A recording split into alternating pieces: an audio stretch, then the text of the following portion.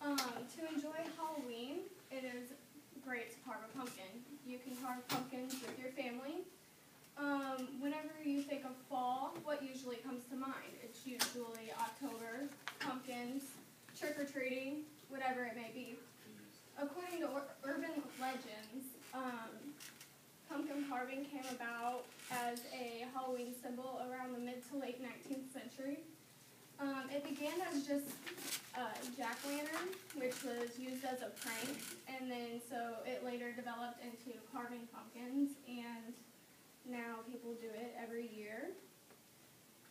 I'm sure many of you, or most of you, probably all of you actually, have carved a pumpkin, besides people from Norway, because they don't have pumpkins, but you probably carved a pumpkin with like your siblings, your parents, your grandparents, aunts, uncles, whoever's close to you around the holidays, and even if you don't remember it, I'm sure your parents remember you carving a pumpkin at some time. The best thing about carving a pumpkin is you can always make it your own. You can't really mess up a pumpkin.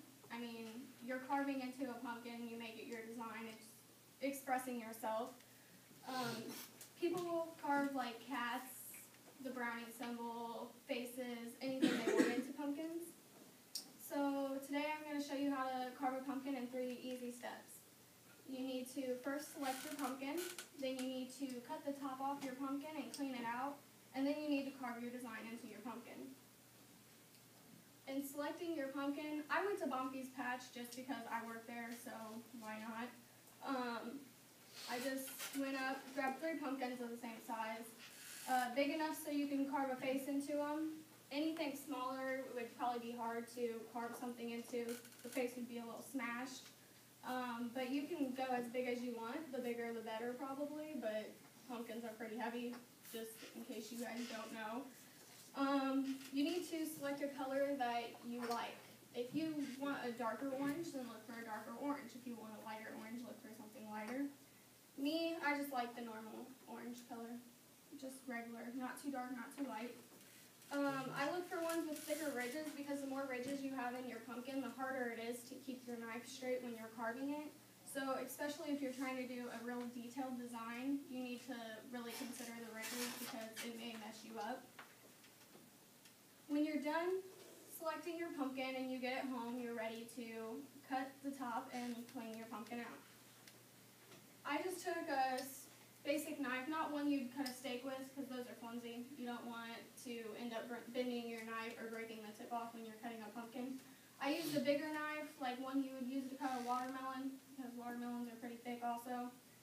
So I just, maybe. Maybe not. Okay, we'll use this one. I swear that one's cut.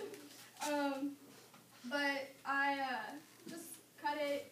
I cut it in like straight lines until I got all the way around. Some people like their top to be just circular. I'm gonna try this again just so I can show you guys how to clean this out. Or not. Okay, anyways. So you reach into the pumpkin, and this is what we call the seeds of meat. So you can clean it out by just sticking your hand in it, or some people will grab a spoon because this orange grimy stuff that's inside of the pumpkin is kind of hard to get off the walls of the pumpkin just using your hands. And so I just used a spoon after I got all the seeds out with my hand. I used a spoon to scrape the inside wall of the pumpkin to make sure all that gunk was out. And so the size of the opening is totally up to you. The bigger the pumpkin, probably the bigger the opening you're going to have because the pumpkin's going to be more round. So the inside of the pumpkin that I carved for you guys today is pretty well cleaned out. Some people will put candles in their pumpkin. That's why it's important to clean it out. But if you're not going to put a candle in it, then I guess you could leave some of the strays to make it look more spooky in the opening. So whenever you're done cutting the top out and cleaning it, you're ready to carve your pumpkin.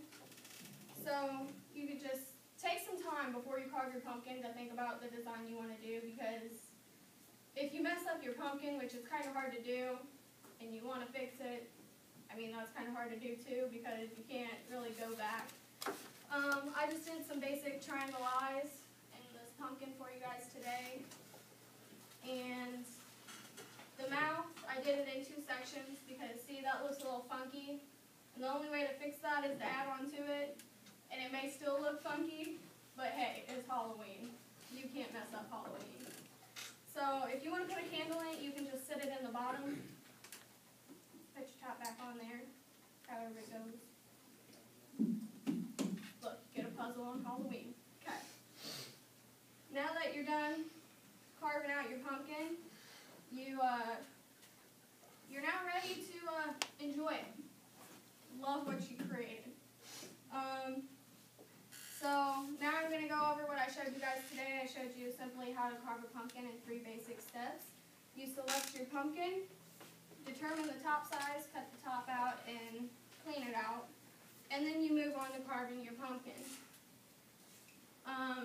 It may seem simple, but really, guys, it's not that simple. It takes a perfect pumpkin, a very creative design, and a lot of thinking. Like, a lot of thinking. You guys don't understand.